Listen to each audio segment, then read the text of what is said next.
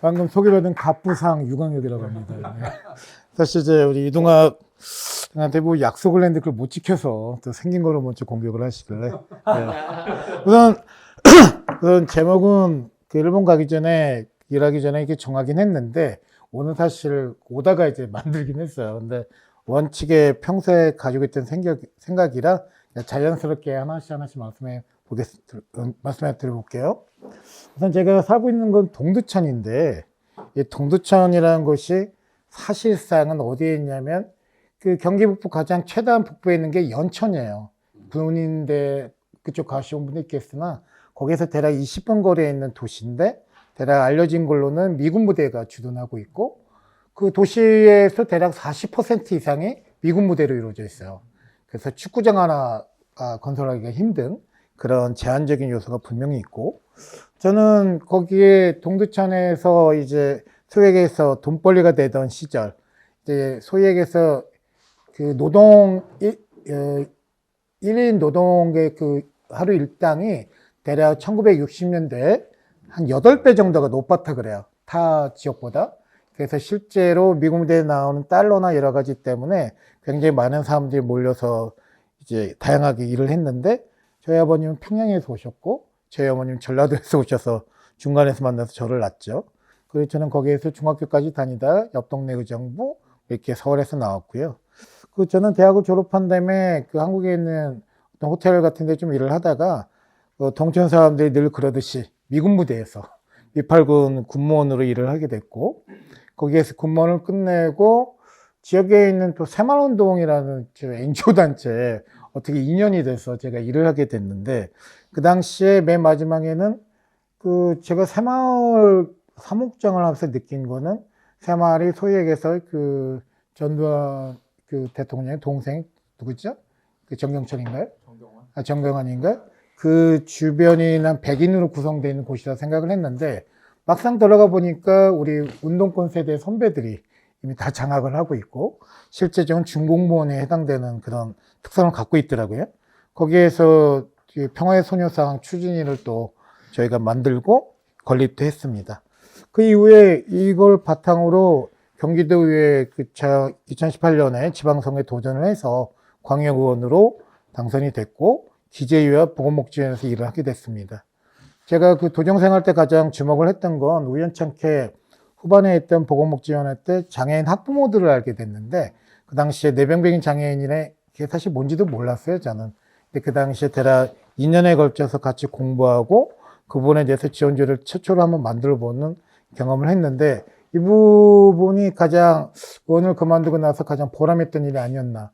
지금도 실제로 그 학부모님들이 연락이 와서 아이들 이야기나 고맙다는 말씀을 드렸을 때, 제가 딸아이가 하나 있는데, 야, 나중에 내가 아빠로서 참 이런 일을 했다 자랑할 수 있다는 게 하나 일이 생긴 것 같아요. 그 외에는 저희 지역이 굉장히 독특한데요. 그 코로나19 때 팬데믹 시대에 저희는 대략 나이지리아인이 한 4,000명 정도, 대략 6,000명 정도의 미등록 이주민이 있었어요. 안산과 동두천에 대한민국에서 가장 많은 이주민들, 특히나 미등록 이주민이 많이 몰려 살고 있는데, 사실 코로나에 어떤 사각지대에 있는 거였어요. 이유는 그들은 대부분 이제 집단 생활을 하고, 이제 실제로 거기에 있는 아이들은 유엔 아동 협약에 따라서 그 학습권과 의료권이 보장이 됐는데, 여기서 학습권이 보장되는 초중고에 대략 200여 명이 실제로 학교를 다녔는데, 그들이 다 교차 감염이 어느 정도 돼 있는 상태. 극단적으로 얘기해서 팬데믹 맨 마지막 시대에 오미크론이 전국에 4명 있을 때 저희가 한 300명 정도 오미크론이 지역에 감염이 돼 있는 사례가 있었고, 지금에서야 얘기해 드릴 수 있는데, 당시 보건복지부 차관이 와서 비밀리에 저희한테 이런 부분을 협조를 구했고, 이 미등록 이주민들은 절대 바깥에 나오지를 않았는데도 불구하고 저희 그 당시에 종교단체나 여러 가지 이해를 걸고 밖에 나와서 방역도 하고 여러 가지 일을 같이 하게 됐죠.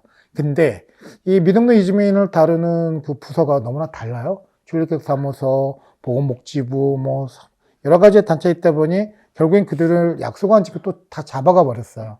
그러니 나쁜 학습 효과가 생겨서 그분들 나오지 않았고, 이 건에 관련돼서 동천에 굉장히 사각지대에 있는 여러 가지 일들을 많이 바라보게 됐고, 그 지역에 대해서 더 많은 고민이 좀 따랐던 부분이 있고요. 그리고 그 기재에 있을 때는 그 남북 공동 방역에 따라서 미국의 이제 워싱턴 DC랑 뉴욕 대학의 소위 얘기해서 제가 제재 협상과 그 대북 인도 협력에 대한 부분을 이제 경기도 대표를 갔었는데, 당시에 제가 그동안 경험했던 게 미국 무대 군무원이나 여러 가지 이슈들이 있어서 그런지 그들에게 어떤 교감이나 그런 거 일으킬 수 있는 그런 경험대가 분명히 있었다.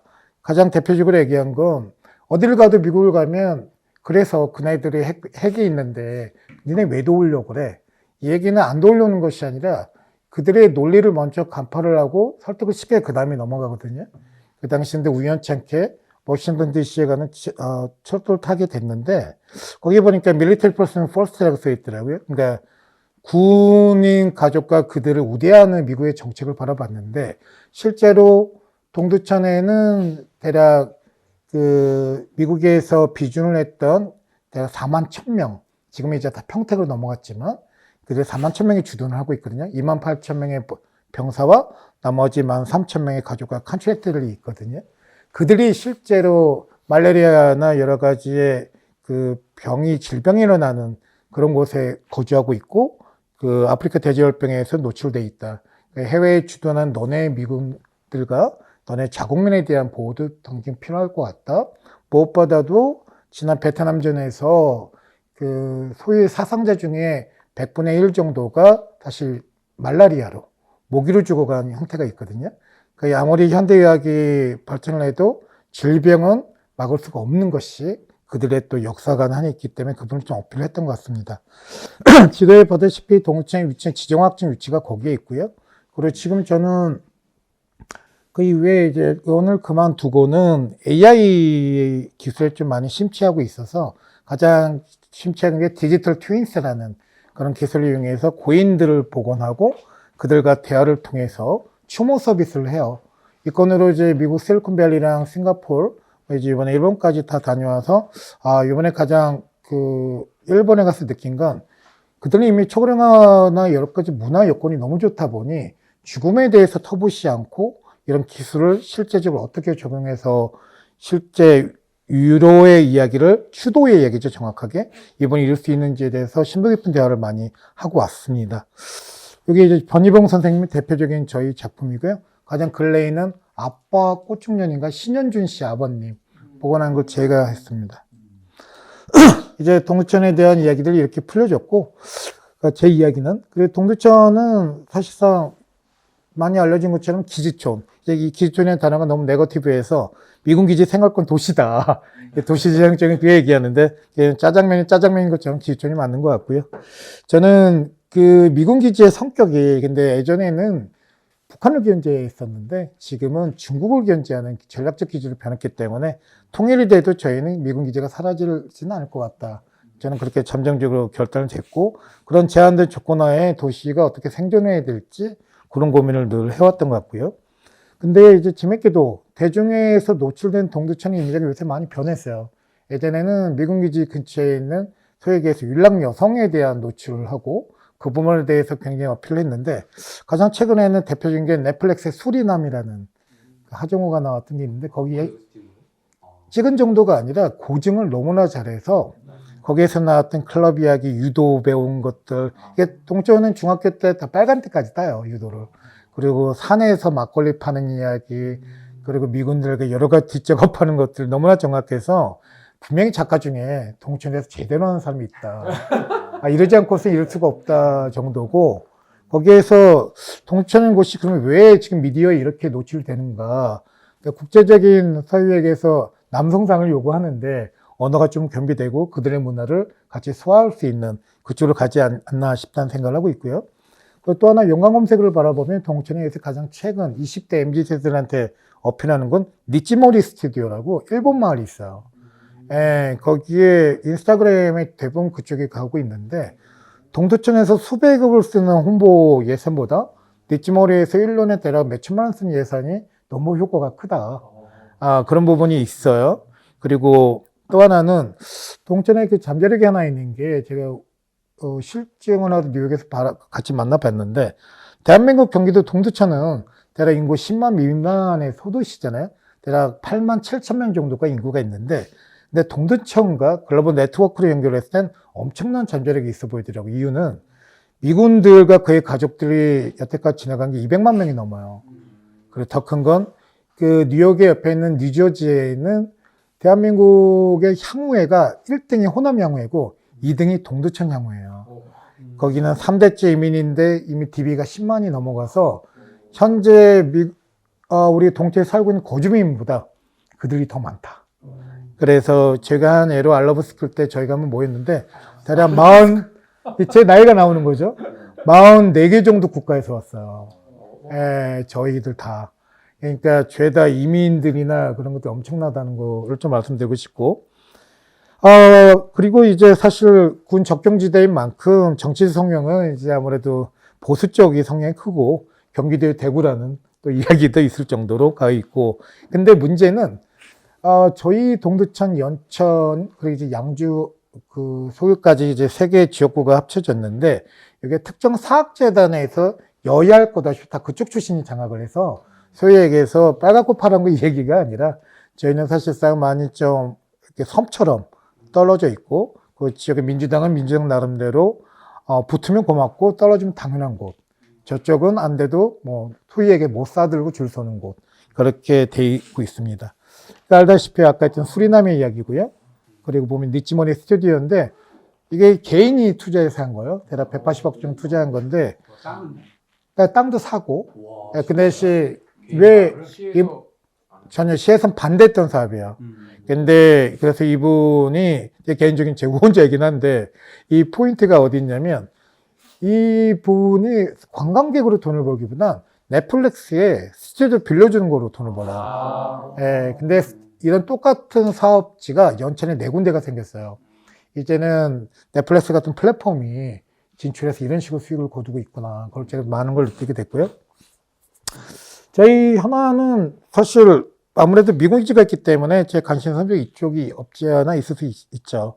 가장 큰 건 미국 기지 반환에 대한 이익과 토양 오염 배상의 건, 그리고 이제 사이에서 트럼프가 됐으니 드디어 방위비 협상이 나오는데 이 부분, 그리고 이제 미군 드론이 3가지 먼저 말씀을 드릴게요. 미군 기지 반환은 저는 안 될 것 같아요. 단도직입 얘기를 하자면. 특히 전략적 기지를 반환한 역사가 없어요. 전 세계 세계대전 1차 세계대전 이후로 해외 주둔한 파견 미군 기지들을 미군은 늘 전략을 해왔는데, 그래서 일자리 창출, 각각 국가의 간섭을 통해서 비즈니스 영역으로 가고 있거든요. 근데 반환을 하기 위해서 우리가 가장 화두가 되는 게 토양 오염에 대한 배상이잖아요. 오염제 부담자의 원칙이라는 부분. 근데 이게 너무나 사실 말도 안 되는 게 한국에 있는 모든 이 미군 기지에 있는 토양 오염은 대략 2군데에서 위탁받아서 해요. 근데 그 결과는 양국의 소파 규정상으로서 양국이 양쪽 다 모두가 허락을 해야지만 공포하게 돼 있어요. 근데 이제 그 부분을 또 어떻게 결론을 내려야 되냐면 미군 부대에 있는 주단 사령관이 모든 걸 결정지게 돼 있어요. 그러니까 되게 주관적이라는 거죠. 근데 이걸 조사하다 보니까 굉장히 저는 의문이 들었죠. 미군 기지에 대한 토양 오염이 있다면 이거는 사실상 미국만 볼 게 아니라 한국에 있는 한국 기지의 토양도 봐야 되고, 그 미국에 있는 미군 기지에 대한 오염이 어떻게 돼가고 있나 봤는데, 한국에 있는 기지 역시도 사실상 말도 안 되게 오염시키고 있고요. 단 미국에 있는 미군 부대는 재밌게도 슈퍼펀드라는 그런 주 예산이 있어요. 근데 그 슈퍼펀드를 통해서 토액에서 실시간 매핑을 합니다. 저도 하고 싶습니다. 실제로 오염이 나는 곳, 그리고 치료가 되는 곳, 그리고 앞으로 치료 중장기 계획이 다 실제 매핑이 되어 있고, 그리고 FOIA라는 토익에서 정보공개법에 해당되는 이야기거든요. 그 건에 대해서 자국민이나 외국인이 자기한테 피해가 국가가 주어졌을 때 요구한 정보에 대한 요구권이거든요. 이 부분이 있어서 다 바라봤을 때 얘네들은 굉장히 배상이 투명하게 이루어지고 있다. 근데 해외 주둔하고는 우리 대한민국에 있는 미군 부대 이쪽은 왜 안 하고 있는가를 바라보면 결국에 그러면 소파의 개정밖에 없어요. 근데 소파는 게 총 3가지가 있잖아요. EU 소파, 저펜 소파, 그리고 대한민국 소파가 있는데 각각의 차이점이 다 달라요. 근데 우리가 좀 많이 신뢰를 추구하려면 저펜 소파를 좀 많이 연구를 좀 해야 되지 않나. 근데 왜 국회에서도 이거 관련돼서 한 6번의 공청회를 제가 다 참여했는데 아무도 관심을 안 가져요. 이유는 미군 무대에 관해서는 해당 도시, 사후에 벌어진 일에 관심이 있지 그 전에 있지 않고 있고요. 또 하나는 방위비 협상했을 때 가장 반복되는 것이 있어요. 바로 미군 무대에서 근무하는 그 노동자들의 임금을 안 줍니다. 볼모로 잡는 짓이에요. 대략 7,000명 정도가 있는데 그들은 근데 매번 그러면서도 소위 얘기해서 저희 쪽이 아닌 보수 쪽으로 다 기울어져 있고 아마 그쪽에 비례대표 12번에서 13번은 늘 그들이 갖고 있는 표입니다. 네, 그래서 실제는 이건 합을 맞춰서 돈을 그렇게 늘 해왔고 늘 이래왔습니다. 미군 드론은 좀 독특한 이야기이긴 한데 대략 5m 정도 되는 드론이 동두천에 수시로 다녀요. 아무래도 이제 전쟁, 그렇죠. 왜냐면 그 윙 스팸이라 해가지고 날개를 퍼졌을 때 길이나 이런 건데 이 5m짜리가 날아다니는데 단순히 이 드론의 문제가 아니라 이 드론의 소리가 엄청납니다. 근데 이게 RQ-7 섀도우 200이라는 기종인데 이 대북 정찰이 목표라고 했지만 실제로는 정찰 훈련이 목적이에요. 근데 정찰 훈련의 대상이 북한이 아니에요. 저희 동천 시민이에요. 시민들 아파트에 호버링이 돼 있습니다. 그래서 그 소음과 우리의 어떤 프라이버시 침해. 근데 이 RQ-7 섀도우 200이라는 기종이 미국에서는 산막지대와 사막에서만 날릴 수 있어요. 이유는 사고율 1입니다. 리퍼라는 기종이란 두 가지인데 동두천에서 3번의 불시착을 했어요. 5m가 되고 대략 하중이 250kg 정도 되는 것이 떨어졌을 땐 제가 알기로는 엄청난 파괴력이 있다. 그게 이제 뭐 대전차 그 총? 그 정도에 해당된다 그러네요. 동천 복합화력발전소 모터 그런 게 굉장히 많고 이 드론이 활주로가 대략 58m 옆인데 그 어디 옆에냐면 하루에도 수십 번이 다니는 1차 그러니까 지하철 1호선 다니는 철도 옆에 있어요. 그래서 저는 이 드론에 대한 얘기를 계속 건들고 한미 우호니 여러 가지 얘기를 했지만 실제로는 오키나와의 예를 들어서 오키나와 같은 경우는 예전에는 훈련과 어떤 문제가 있을 때 그 로컬에 있는 사람들까지 의논을 했다 이런 얘기가 있었거든요. 그래서 오키나와 스페셜 커미티라고 OSC라는 이제 있었어요 그 기종이. 근데 이제 오키나와 가보니 17년 전에 이미 또 없앴대요. 그래서 실제로 얘네가 뭐 한미 동맹으로 하지만 우리 자체에 그런 것들이 없고 그래서 사실상 많이 침해를 하고 있다는 얘기를 좀 해드리고 싶고요. 그리고 현재 뭐 동천도 여타 다른 그 지방 도시와 마찬가지로 인구 소멸, 뭐 지방 소멸 쪽에 있고 가장 큰 건 속도가 높여가고 있는데 바로 양주 신도시의 팽창이에요. 양주 신도시가 바로 옆에 있는데 양주 옆에 3개의 천이 있죠. 연천, 포천, 동두천. 이 3천이 죄다 그쪽으로 전출로 가고 전입이랑 거의 비등합니다. 그랬을 때 이런 그 다양한 문제들이 있을 때 그러면 어떻게 도시에 대해서 우리가 지향을 해야 될까 하다 보니 우연찮게 베이비부머 세대에 어떤 주목을 하게 됐어요. 대략 위성도시 2시간 이내에 병원이 있고 어떤 대중교통이 원활했을 때 그들은 이제 서울을 떠나서 살 수 있는 여력이 좀 크다. 그래서 베이비부머 세대를 이제 유입시키는 그런 부분에 전략이 좀 필요하고 그리고 세대 공존의 도시를 지향하는 점이 분명히 우리가 좀 필요하다는 생각을 하고 있고요. 그리고 더 큰 건 아까도 앞에서 얘기했듯이 이주민, 특히나 그 미등록 이주민들이 대한민국을 들어올 때랑 평택이나 동두천을 찍고 들어와요. 미군 부대가 있고 부동산이 싸기 때문에 그네들이 이렇게 찍고 들어오는데 이주민과 원주민의 갈등도 굉장히 심한데 대략 8개 행정 그 건이 있는데 그중 하나는 이미 장악이 됐어요. 근데 거기에는 행정력이나 여러 가지가 미치지 못해요. 실제로 에이즈 환자들이 다니기도 하고 그래서 실제로 그 근처는 미군 부대 근처에 있는 지역이거든요. 그래서 소위에는 동천 주민들도 거기를 떠나고 있습니다. 근데 거기에 있는 문제는 누가 처리해야 될까? 대한민국은 지금 이걸 외면하고 있다는 얘기를 드리고 싶고 그 동천이 이런 다양한 색깔과 여러 가지 문제를 갖고 있는데 또 이건 되게 개성이 진하다 보니까 예전에 기지촌이 있을 때 소위 말하는 지나가는 개도 달러를 물고 있을 때가 있었어요. 그 시대가 바로 1세대라면 제가 2세대에 해당되는 마지막을 바라보고 있고 3세대는 동천 기지촌인지도 몰라요. 이 3개의 세대가 있는데 도시의 모든 어떤 아이덴티티나 이런 거를 연구를 하고 어떤 도시재생의 여러 가지 개념을 컨텐츠를 만들어도 결론적으로 얘기하면 밑에 있는 세대들을 받아줘야 되는데 모든 권력과 결정권은 1세대들 갖고 있고 그들의 눈으로만 해석이 돼요. 그런 것들이 굉장히 문제가 돼서 이제 다음에 이제 다뤄야 될 게 이제 귀결이 되는데요. 이 모든 것을 했을 때 결국에 생존하는 방법은 주체적으로 살 수밖에 없다는 이야기인데 왜 주체적이라는 단어에 꽂혀 있냐면 저희가 어떠한 노력을 해도 가장 했던 것처럼 아무래도 전 정치인이었기 때문에 정치에 기대고 싶어도 민주당이나 뭐 저쪽 뭐죠 국민의힘 정당 아무 관심이 없어요. 그들은 그들의 나름대로 비즈니스에만 너무 돼 있고 지역의 이야기를 한 번도 귀담아 들었던 정치는 없었습니다. 그래서 사실은 정치로 기대기보단 주체적으로 가야 될 부분이 굉장히 크다. 얘기를 좀 드리고 싶습니다. 여기서 나왔던 인구의 그 추이를 보여드렸고요. 그 드론에 대한 이야기, 그리고 이제 토양엄에 대한 기사를 보도자를 레퍼런스를 드렸고요. 마지막으로 동천시 옛 성평관리소라는 게 있어요. 그 텍스트에서 나오는 부정적인 이미지가 있죠. 엄청 한타죠. 뭐 유튜브부터 이 단어를 쳤을 땐 어마어마한 단어가 오고 있고 해외에서도 이제 관심이 많이 있는 부분인데 이 성평관리소는 대략 이승만 때부터 소위 얘기해서 엔화와 달러를 벌기 위해서 국가에서 주도한 어떤 윤락에 대한 이야기예요. 그래서 동천에서 온 여성들한테는 미니스커트를 강요했고 미군이 신체적인 접촉을 하거나 무리한 요구를 했을 때 절대 화를 내지 말아라. 그리고 이런 것들이 정부 지침으로 옵니다. 그리고 2주에 한 번씩 포주들한테 돈을 걷어가요. 이런 것들이 다 나와서 대법원 판결, 보상 판결이 나왔고요. 근데 지금도 이 일이 벌어지고 있다는 얘기를 제가 드리고 싶어요. 왜냐면 전 전직 미팔군 직원이잖아요.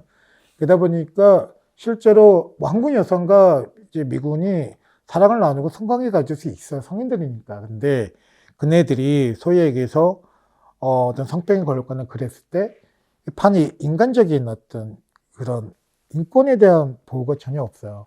왜냐면 미군은 또 한 번 하면 거버먼트 이슈 GI라는 표현합니다. 이 거버먼트 이슈는 말 그대로 자기의 재산이에요, 자산.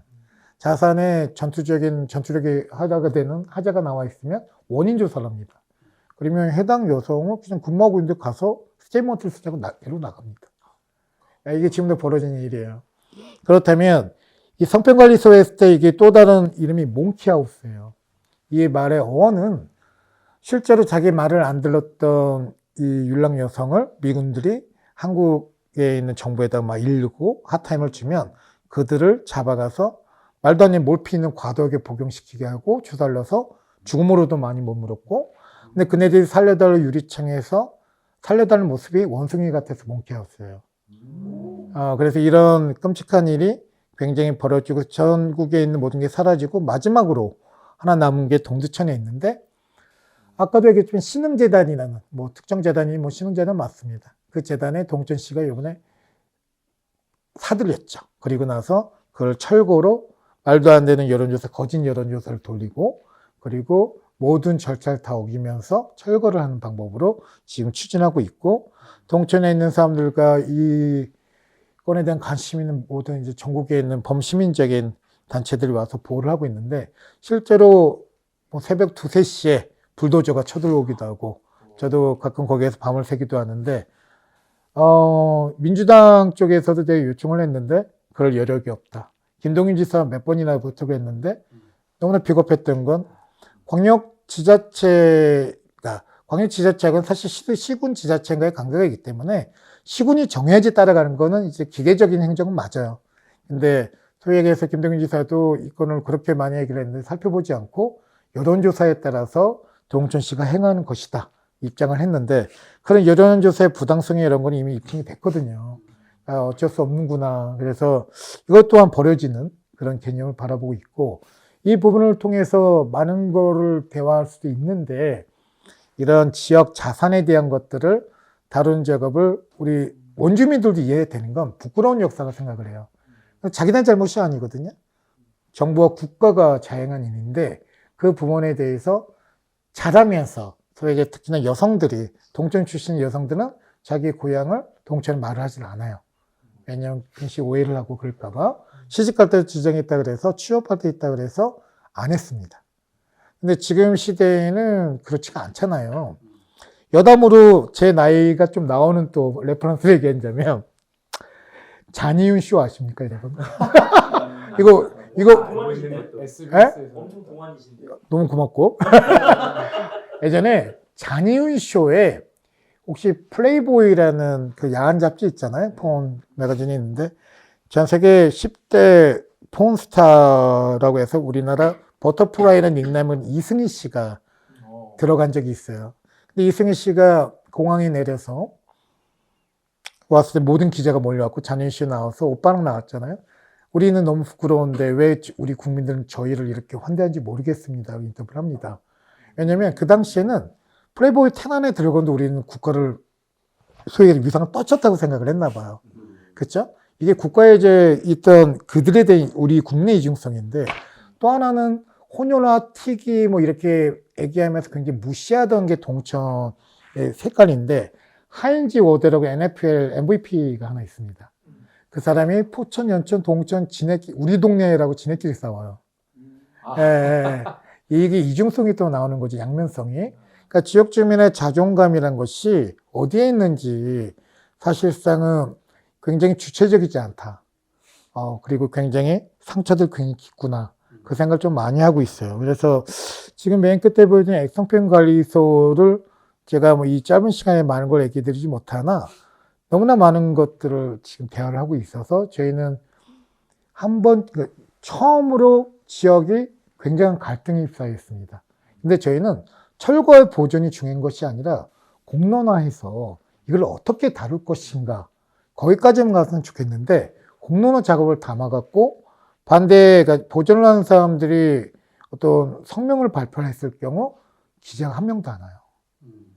이미 다 장악이 끝났고 특정 재단에 있는 출신이 시장과 군수를 하고 있고 특정 재단에 있는 그 출신들이 여야 위원장을 다 하고 있습니다. 그리고 한 번도 그 사학재단을 저희는 공격해 본 적이 없는데 처음으로 저랑 제 주위 사람들 요새 뭐 그냥 부닥치고 있어요. 그런 것들이 저희가 갖고 있는 지역의 한계이기도 하고 어쩌면 10만 미만의 소도시인데 굉장히 다이나믹하다. 또 한편으로. 그래서 이거의 앞으로의 비전은 소멸되더라도 이건 좀 아카이빙이나 같은 자료를 남겨야겠다. 그런 생각을 좀 가고 있습니다. 좀 두서없이 얘기했는데 여기까지 제가 발표한 자료입니다. 네.